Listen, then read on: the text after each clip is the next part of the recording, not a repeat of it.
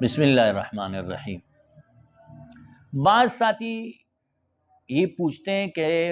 والدین دونوں یا ان میں سے اگر کوئی ایک دنیا سے رخصت ہو گیا ہے، انتقال ہو گیا ہے، دونوں میں سے کسی ایک کا یا دونوں کا، تو آیا ہم اس کی طرف سے قربانی کر سکتے ہیں یا نہیں کر سکتے؟ تو مرحوم والدین دونوں یا اگر اس میں سے کوئی ایک دنیا سے جا چکا ہے اور اس کے عاقل بالغ اولاد ہے اور وہ اپنی خوشی سے اپنے والدین کی طرف سے قربانی کر رہا ہے، تو یہ قربانی اس مرحوم کی طرف سے جائز ہو جائے گی اور اس کا ثواب مرحوم کو پہنچے گا۔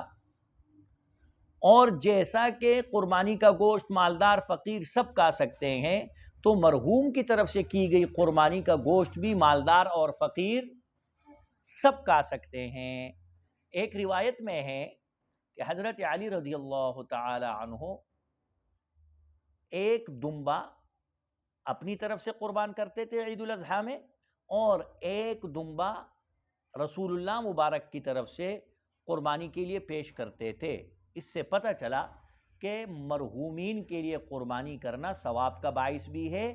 اور جائز بھی ہے، اور اس کا ثواب مرحومین تک پہنچتا بھی ہے۔